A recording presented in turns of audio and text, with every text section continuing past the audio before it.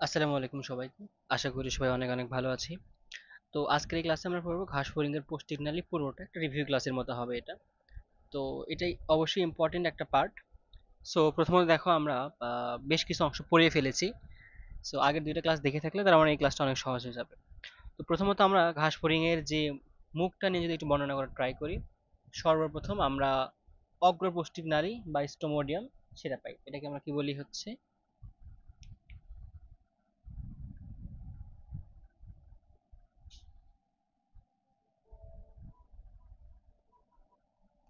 স্টোমোডিয়াম।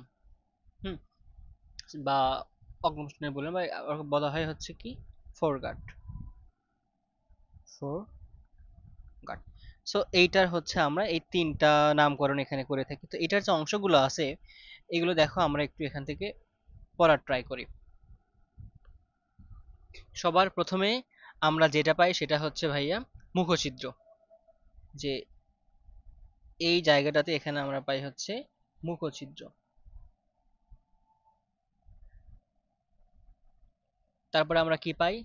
তারপরে আমরা এই মুখছিদ্রর একটু নিচেই বা প্রায় অলমোস্ট কাছাকাছি বলতে গেলে সেখানে আমরা পাই হচ্ছে গলবিল। এবং গলবিলের নিচে যে নালীটা, এই যে ফুল যে নালীটা, এইটাকে আমরা বলি হচ্ছে গ্রাস নালী বা অন্ন নালী। অন্ন নালী। এবং তারপরে যে স্ফীত যে অংশটাকে দেখা যায় সেটাকে আমরা বলি ক্রপ। কোনটাকে ক্রপ? এইটাকে আমরা বলি হচ্ছে, এইটাকে বলা হয় ক্রপ। এবং তারপরের যে অংশ, স্ফীত অংশ, সেটাকে বলা হয় গিজার্ড। এটাকে বলা হয় গিজার্ড। এবং গিজার্ডকে কি বলা হয়? প্রোভেন্ট্রিকুলাস। এটা আমরা জানি। সো নামকরণগুলো শিখলাম এবং নামকরণের পরে এই যে এটার উৎপত্তি যেটা হয় অগ্রপৌষ্টিক নালীর উৎপত্তি হয় কোথা থেকে ভাইয়া? অ্যাক্টোড্রাম থেকে। অ্যাক্টোড্রাম থেকে। এবং এদের এখানে যে আবরণটা যেটা থাকে, এখানে এদের আবরণটা হয় শক্ত আবরণ এবং এই আবরণটা হচ্ছে কিউটিন যুক্ত আবরণ। সরি, কিউটিন না, কাইটিন যুক্ত আবরণ। এদের আবরণটা কি হবে? কাইটিন যুক্ত আবরণ হবে।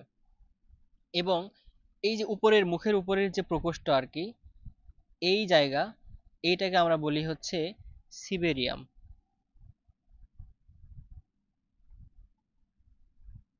সিবেরিয়াম বা প্রি ওরাল ক্যাভিটি। ক্যাভিটি মানে হচ্ছে ফাঁকা জায়গা, আর প্রি ওরাল, প্রি মানে হচ্ছে অগ্র, ওরাল মানে মুখ, মুখ বা মৌখিক। সো মুখের আগে যে ক্যাভিটিটা থাকে সেটাকে বলা হয় প্রি ওরাল ক্যাভিটি বা সিবেরিয়াম। ওকে। এরপরে এখান থেকে আমরা আরো জিনিস দুটো পাই, সেটা হচ্ছে লালা গ্রন্থি এখান থেকে পাই। যে এই জায়গাতে হচ্ছে আহ ইয়েগুলো থাকে, লালা গ্রন্থিগুলো থাকে, সেগুলো পরে মিলিত হয়ে মুখের মাধ্যমে আসে। এবং প্রথম যে খাদ্য পরিপাক শুরু হয় সেটা এই লালা গ্রন্থি আসে, লালাগুলো আসে হচ্ছে ক্রপের মধ্যে। এবং এই ক্রপেই সর্বপ্রথম আমাদের খাবারটা এখানে আহ কি হয়, পরিপাকটা শুরু হয় ক্রপে। পরিপাকের সূচনা হয় কোথায়? ক্রপে খাবারের পরিপাকের যে সূচনা সেটা হয়। এরপরে আমরা পড়লাম হচ্ছে গিজার্ডে। গিজার্ডে কি পাইছি? গিজার্ডের ক্ষেত্রে আমরা দেখছি হচ্ছে ভাইয়া এখানে গিজার্ডের যে আহ, এরকম একটা ইয়ে ছিল, গিজার্ডের প্রাচীরটা যেটা ছিল, গিজার্ডের যে প্রাচীরটা ছিল, সেখানে আমরা প্রাচীরটা দেখছি কি কি ছিল সেখানে। আমি যদি এখান থেকে একটু নিয়ে আসি। আচ্ছা, বই থেকে নিয়ে আসি, গিজার্ডের প্রাচীরটা দেখাই একটু।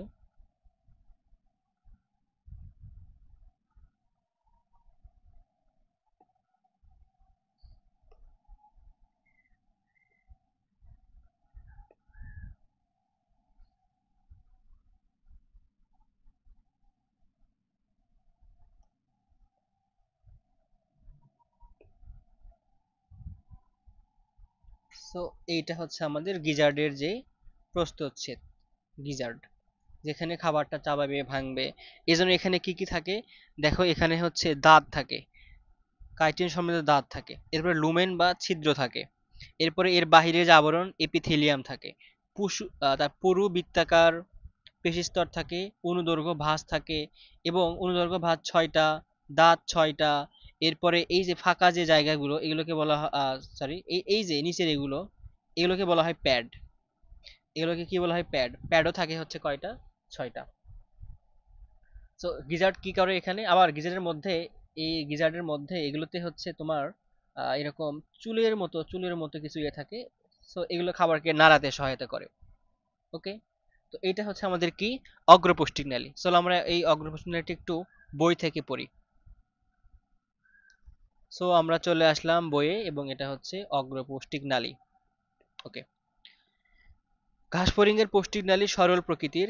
কি প্রকৃতির? সরল প্রকৃতির। মুখছিদ্র থেকে পায়ু পর্যন্ত দেহের মধ্যরেখা বরাবর সোজা নালী হিসেবে অবস্থান করে। এরপরে স্টোমোডিয়াম, মেসেন্টেরন এবং হচ্ছে প্রোক্টোডিয়াম থাকে।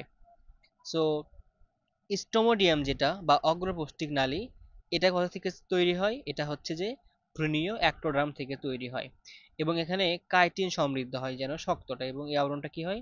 শক্ত আবরণ। তো সবার প্রথমে আমরা পাইছি হচ্ছে মুখছিদ্র। এরা হচ্ছে প্রাক মৌখিক প্রকোষ্ঠ বা সিবেরিয়াম নামক প্রকোষ্ঠের গোড়ার দিকে অবস্থান করে, মানে হচ্ছে এই জায়গাটাতে। প্রকোষ্ঠটি মুখপাঙ্গে বেষ্টিত। আচ্ছা, সিবেরিয়াম খাদ্যবস্তু গৃহীত হয় সিবেরিয়াম দিয়ে, মানে যেহেতু ফাঁকা জায়গা ওখানে খাদ্যবস্তু ঢুকে, এবং তারপরে সেটা মুখছিদ্র পথে খাদ্য দেহে প্রবেশ করে। তারপরে আমরা পাইছি হচ্ছে গলবিল বা ফ্যারিংস। মুখছিদ্রটি ছোট, নলাকার এবং পেশিবহুল গলবিলে উন্মুক্ত হয়। যেই জায়গাটায় গলাটা শুরু হয় সেই জায়গাটাকে বলা হয় গলবিল। এর মাধ্যমে খাদ্যবস্তু গ্রাসনালীতে আসে। সো গলবিলটা আসলে এতই ছোট যে এখানে ওইভাবে দেখানো যায় না। গ্রাসনালী বা হচ্ছে ইসোফেগাস বা অন্ননালী, এটি কি করে? গলবিলের পিছনে সরু, সোজা, নলাকার, পাতলা প্রাচীর বিশিষ্ট নালী। তার মানে কি গ্রাসনালী কি হয়? সরু হয়, সোজা, নলাকার এবং পাতলা প্রাচীর বিশিষ্ট। গলবিলের প্রাচীরটা কিরকম? পাতলা। ওকে, এগুলো গলবিল দিয়ে কি হয়? গলবিল দিয়ে আমাদের খাদ্যবস্তু ক্রপে পৌঁছায়। ওকে, তারপরে ক্রপে আসলাম। ক্রপ কি? একটা স্ফীত মোচাকৃতি থলির মতো এবং পাতলা প্রাচীর যুক্ত ক্রপ গঠন করে। এখানে কি হয়? খাদ্যবস্তু কিছু সময়ের জন্য জমা থাকে।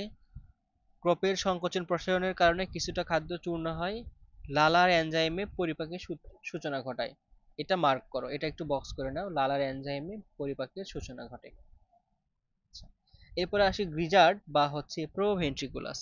এটি কি করে? এটি ক্রপের পরবর্তী ত্রিকণাকার, বেশ পুরু প্রাচীর বিশিষ্ট। অন্তঃপ্রাচীরে কাইটিনময় 6টি দাঁত, 6টি এখানে দাঁত, 6টি অনুলম্ব ভাঁজ, এটা বক্স করো। দাঁতের পিছনে চুল এবং হচ্ছে 6টি প্যাড থাকে, এটাও মার্ক করো, চুল এবং 6টি প্যাড থাকে। এর পরের অংশে থাকে হচ্ছে পিছনে প্রসারিত কপাটিকা থাকে। কপাটিকা কোথায় থাকে? আহ, পরে দেখাচ্ছি আমি ওটা চিত্রে গিয়ে। আচ্ছা, গিজার্ডের কাজ কি? গিজার্ডের কাজ হচ্ছে দৃঢ় সংকোচন প্রসারণ, খাদ্যকে চূর্ণ করা। প্যাডের চুলগুলো খাদ্যকে মেসেন্টেরনে প্রবেশের সময় ছাঁকনির মতো কাজ করে। কপাটিকাগুলোকে খাদ্য বিপরীতে আসতে বাধা দেয়। তো চলো আমরা আবার হচ্ছে আমাদের চিত্রটাতে চলে আসি। যে এই জায়গাটাতে, কোন জায়গা? এই জায়গাটাতে হচ্ছে কোপাটিকা থাকে। কোপাটিকা কি করে? খাদ্যগুলোকে একমুখী করে, যেন যেই খাবারটা নিচে নেমে আসবে সেটা যেন উপরে আর ব্যাক করতে না পারে। এবং চুলগুলো এই খাবারগুলোকে হচ্ছে ছাকে, যেন খাবারটা মেসেন্টেরন তো এইটুকু এখানে ভালোভাবে প্রবেশ করতে পারে। তো আমাদের অগ্রপৌষ্টিক নালী মোটামুটি শেষ। এবার চলো আমরা পড়বো হচ্ছে মধ্যপৌষ্টিক নালী। সো মধ্যপৌষ্টিক নালী, মধ্যপৌষ্টিক নালী বা যেটাকে বলা হয় মেসেন্টেরন,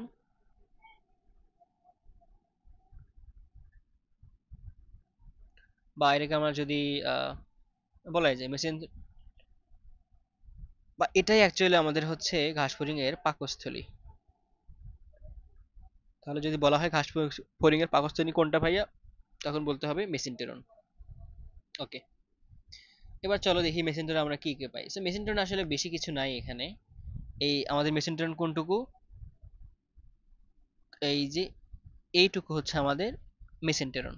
হুম, তো মেসেন্টেরনের আগে যে ঘটনাটা ঘটে, মেসেন্টেরনে প্রবেশ করার আগে এখানে এই অগ্রপশ্চাৎ, যেটা গিজার্ডের শেষে এইখানে এইরকম ছয়টা, ছয়টা এবং ছয়টা হচ্ছে হেপাটিক সিকা, এগুলোকে বলা হয় হেপাটিক সিকা বা গ্যাস্ট্রিক সিকা, এরকম হচ্ছে এগুলো থাকে 6 জোড়া, 6টা না সরি, 6 জোড়া।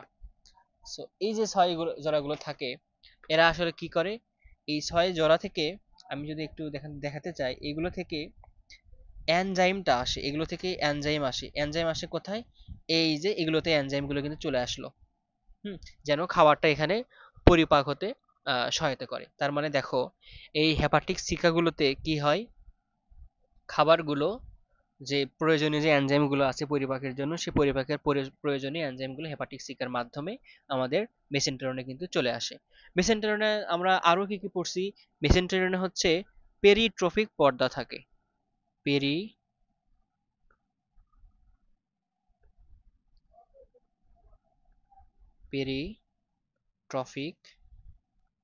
পর্দা। এবং পেরিট্রফিক পর্দাগুলো এগুলো কি দ্বারা গঠিত, এগুলো হচ্ছে কিউটিকল দ্বারা গঠিত, কিউটিকল। এবং এই কিউটিকল গুলো খুব পাতলা একটা আবরণ দেয় এখানে, কিউটিকলের খুবই পাতলা একটা আবরণ থাকে। আচ্ছা, এরপরে এখান থেকে এর মাঝে ভিলাই গঠিত হয়। ভিলাই মানে হচ্ছে অভিক্ষেপ টাইপের, ভাঁজ হয়ে অসংখ্য অভিক্ষেপ সৃষ্টি করে, যারা কি করে খাদ্যগুলোকে পরিপাক হতে সহায়তা করে। সো এখান থেকে আর ওইভাবে আর কিছু পড়ার দরকার নাই।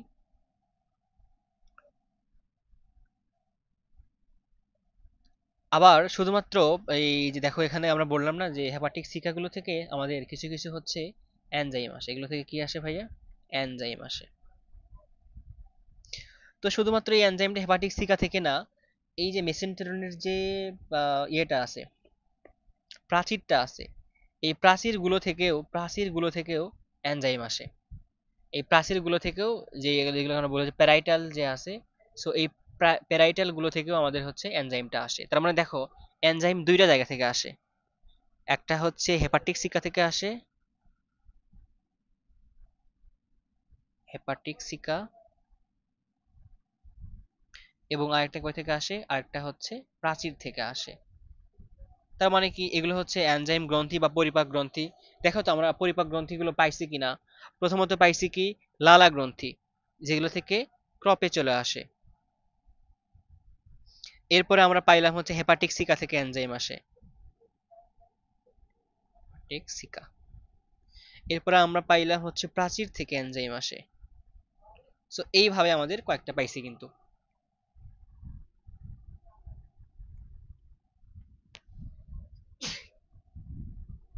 আচ্ছা, সরি। সো আমরা এগুলো হচ্ছে আমাদের পরিপাক গ্রন্থি।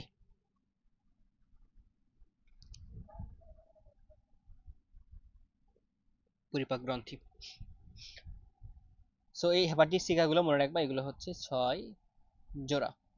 এবং এরপরে যে ঘটনাটা ঘটে, হেপাটিক সিকার পরে এই জায়গাটাতে, এই যেখানে মেসেন্টেরিয়ান শেষ হয়, সেখান থেকে মালপিজিয়ান নালিকা সৃষ্টি হয়। এগুলো আমাদের এখনকার পড়া না, জাস্ট এটা মনে রাখো যে হেপাটিক সিকার পর মালপিজিয়ান নালিকা সৃষ্টি হয়। এরপর আমরা আসি হচ্ছে আমাদের পশ্চাৎ পৌষ্টিক নালী।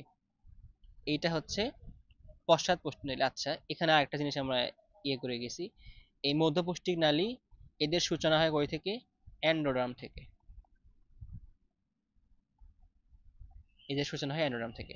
আর যেটা পশ্চাৎ পৌষ্টিক নালী বা প্রোক্টোডিয়াম, যেটা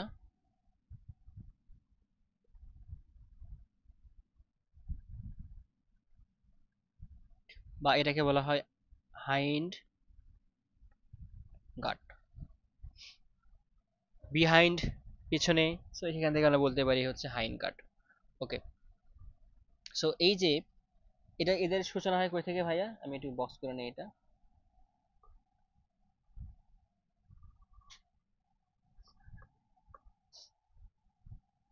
এদের উৎপত্তি ঘটে হচ্ছে অ্যাক্টোডার্ম থেকে, অ্যাক্টোডার্ম থেকে। দেখো এগুলোতে আমরা কি কি পাবো। সো আমরা এখানে 4টা জিনিস পাই। একটা হচ্ছে ইলিয়াম, এরপরে পাবো আমরা কোলন, তারপরে পাবো আমরা হচ্ছে রেকটাম, এবং ফাইনালি আমরা পাবো হচ্ছে পায়ুছিদ্র। নরমালি আমাদের কি থাকে, ডিউডেনাম, জেজুনাম, ইলিয়াম, বাট এদের ওইভাবে থাকে না, এদের থাকে হচ্ছে ইলিয়াম, কোলন এবং হচ্ছে রেকটাম, শেষে বায়ুছিদ্র। তো দেখো এই যে এইটা যে বায়ুছিদ্র, এটা কোনো প্রবলেম আছে? সো এইটা হচ্ছে আমাদের বায়ুছিদ্র। তবে ইলিয়াম, কোলন, রেকটাম, রেকটামটা হচ্ছে, এটা হচ্ছে রেকটাম, যেটা প্রশস্ত যে অংশটা সেটাকে বলা হয় রেকটাম। তো ইলিয়ামটা আমরা বলি এইটুকুকে, কোলনটা বলি হচ্ছে এইটুকুকে। সো এইভাবে আসলে ইলিয়াম কোলনটা এভাবে অতটুকু পর্যন্ত বোঝা যায় না, বাট তারপরেও আমরা এখানে ধরে নিলাম যে এটা হচ্ছে ইলিয়াম, এইটুকু হচ্ছে কোলন।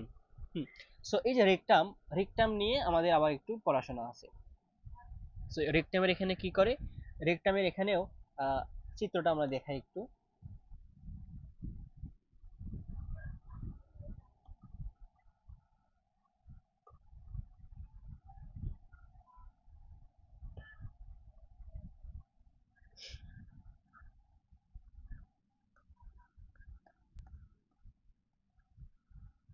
সো দেখো এই হচ্ছে আমাদের রেকটাম।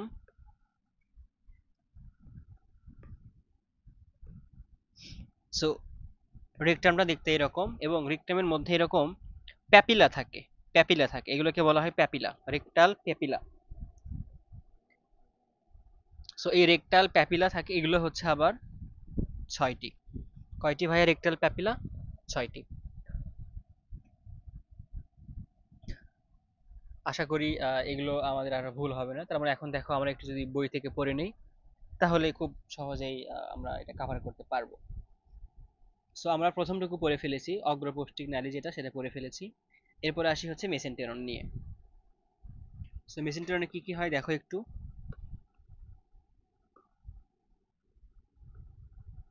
প্রথমত গিজারের পর থেকে এরা শুরু হয়, এবং এরা পাতলা প্রাচীর বিশিষ্ট মেসেন্টেরন।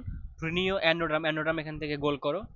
এরপরে কিউটিকলের পরিবর্তে এরা হচ্ছে পেরিট্রফিক পর্দা থাকে। সরি সরি, মিস্টেক করছি আমি, গতদিন বলছিলাম যদিও যে এখানে এই পেরিট্রফিক যে পর্দাটা, এটা কিউটিকলের পর্দা না, এটা ছিল হচ্ছে বৈষম্য ভেদ্য পর্দা, বৈষম্য ভেদ্য পর্দা। যার মাধ্যমে কি হয়, যার মাধ্যমে পানি বা অন্যান্য উপাদান যেটা বের হয়ে রক্তের মধ্যে আবার চলে যায়, রক্ত বা হিমোসিলে চলে যায়। ওকে।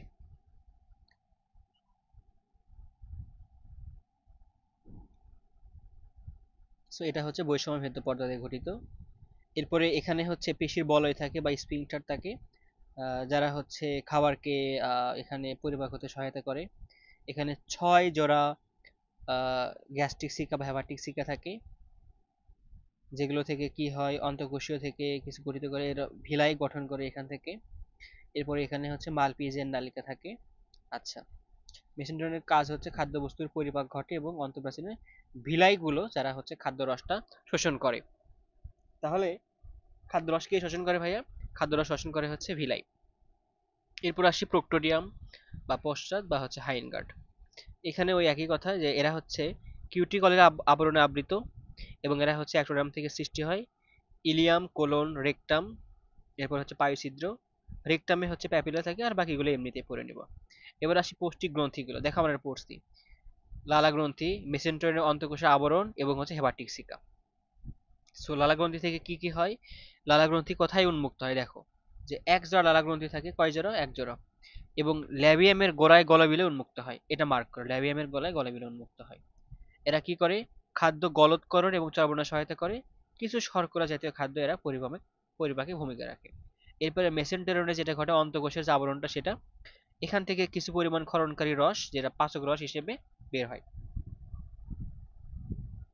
তারপরে দেখো হেপাটিক সিকা, এরা হচ্ছে 6 জোড়া আমরা পড়ছি, এবং এখান থেকেও ক্ষরণকারী পাচক রস এরা হচ্ছে নিশ্চিত হয়। এরপরে খাদ্য গ্রহণ, পরিপাক, শোষণ পদ্ধতি তোমরা একটু রিডিং পড়ে নিতে পারো। তারপরে খাদ্য, কি কি খাদ্য খায় এরা, তৃণভোজী বা হার্বিভোরাস। খাদ্য গ্রহণ, এরা কিভাবে খাবারটা গ্রহণ করে সেটা। এরপরে পরিপাক কিভাবে হয় সেটা এখানে বলছে, পরিপাকের জন্য লালারস আসে। তারপরে হচ্ছে এখানে দেখো লালারসে কি কি হয়, লালারসে অ্যামাইলেজ, কাইটিনেজ, সেলুলোজ এনজাইম থাকে, এটা মার্ক করো যে লালারস, এটা হচ্ছে বক্স, এখান থেকে এটা ইম্পর্টেন্ট, লালারসে কি কি ধরনের এনজাইম থাকে এটা। এরপরে ক্রপে কিভাবে খাদ্যটা পরিপাক হয় দেখো, ক্রপের ক্ষেত্রে কি হয়, প্রি ওরাল যে প্রকোষ্ঠ থেকে আংশিক পাচিত খাদ্যবস্তু গলবিল অন্ননালীর পথে ক্রপে প্রবেশ করে। এরপরে এখান থেকে পরিপাকটা সূচনা হয়। সো এখানে মেসেন্টেরিয়াম থেকে আন্ত্রিক রস গিজার্ডের মাধ্যমে উল্টো দিকে প্রবাহিত হয়ে ক্রপে এসে পৌঁছে, দেখছো? তার মানে আন্ত্রিক রস উল্টা দিকে আসে কোথায়? ক্রপে আসে। লালা রসের এনজাইম, আন্ত্রিক রসের ইনভার্টেজ, মল্টেজ, ল্যাকটেজ নামক অ্যামাইলোলাইটিক যে এনজাইমগুলো আছে সেগুলোর প্রভাবে শর্করা জাতীয় খাদ্যটা এখানে পরিপাক হয়। এরপরে আন্ত্রিক রসে ট্রিপসিন, প্রোটিয়েজ, পেপটাইডেজ এটা হচ্ছে আমিষ পরিপাকের জন্য ভূমিকা রাখে। আমরা যখন পরিপাক অধ্যায়টা পড়বো তখন এটা আসলে ভালো করে বুঝতে পারবো। আচ্ছা, এরপর লাইপেজ স্নেহ পরিপাকে ভূমিকা রাখে। গিজার্ডে পরিপাক, গিজার্ডে কিভাবে পরিপাকটা হয়? গিজার্ডের দাঁতের জন্য পিস্টন চূর্ণ বিচূর্ণ হয়ে এরা হচ্ছে পেস্টে পরিণত হয়, পেস্ট বা মন্ডে পরিণত হয়। এরপরে মেসেন্টেরনে পরিপাক। সো মেসেন্টেরনের ক্ষেত্রে কি হয়? মেসেন্টেরনে এসে আমরা এই যে বিভিন্ন ধরনের এনজাইম গুলো আছে সবগুলো এনজাইম এখানে এসে খাবারটা একদমই পরিপাক করে। তারপরে খাদ্যরস, খাদ্য সারগুলো শোষণ করতে হবে। কোথায় শোষণ করবে? মেসেন্টেরনের যে ভিলাইগুলো আছে তারা হচ্ছে খাদ্যের এগুলো হচ্ছে কি করে? শোষণ করে। দেখো, গ্লুকোজের অধিকাংশ হেপাটিক সিকাতে পরিশোষিত হয়। তাহলে হেপাটিক সিকাতে কি পরিশোষিত হয়? গ্লুকোজ পরিশোষিত হয়। এরপরে হচ্ছে আত্তীকরণ, যে এই যে আমরা খাবারটা খেলাম এটা কোথায় কোথায় কাজে লাগে, আত্মস্থ করে বা কোথায় ব্যবহৃত করে, সেটা হচ্ছে আত্তীকরণ। সো আত্তীকরণ করার পরে বর্জ্য নিষ্কাশন, কিভাবে বর্জ্যটা পাঠাবে? এই যে আমাদের দেখো, আমরা এখানে একটা হচ্ছে ছেড়ে গেছি, যে পশ্চাতে এসে খাবারটা ধরো অনেক পানি টানি ছিল, আমাদের মূত্রটা সরি মলটা এখন বের হবে, তাহলে এটাতে মলটা বের হবে, তার মানে যে খাবারটা এখানে পরিপাক হয়েছিল সেখান থেকে সেমি ফ্লুইড করতে হবে, মানে পানিটা বের করে দিতে হবে, খুব একটা নরম খুব একটা শক্ত হওয়া যাবে না, মানে হতে হবে কি মিডিয়াম, যেন শক্তও না হয় নরমও না হয়। এই জন্য কি করে, এখান থেকে যে উপাদানগুলো আছে আগে তো ধরো যেগুলো পুষ্টি উপাদান সেগুলো শোষণ করে রক্তে চলেই গেল, বাট তারপরও কিছু পানি, অ্যামিনো অ্যাসিড, লবণ এগুলো হচ্ছে এই যে আমাদের পুষ্টি নালীতে বের হয়ে যায়, বের হয়ে জাস্ট মল, সেটা হচ্ছে আমাদের বায়ুছিদ্র হয়ে ঘাস ফড়িংয়ের বায়ুছিদ্র হয়ে বের হয়ে আসে। তো এই হচ্ছে আমাদের ঘাস ফড়িংয়ের পরিপাক। এবং যেহেতু আমরা এখানে কথা বললাম কি নিয়ে, আমরা একটু কথা বললাম হচ্ছে এখানে যে এই রক্ত হিমোসিল নিয়ে কথা বললাম, আমরা পরের ক্লাসে হিমোসিল নিয়ে বিস্তারিত আলোচনা করবো ইনশাআল্লাহ। তো আজকের ক্লাস এ পর্যন্তই। ধন্যবাদ সকলকে। আসসালামু আলাইকুম।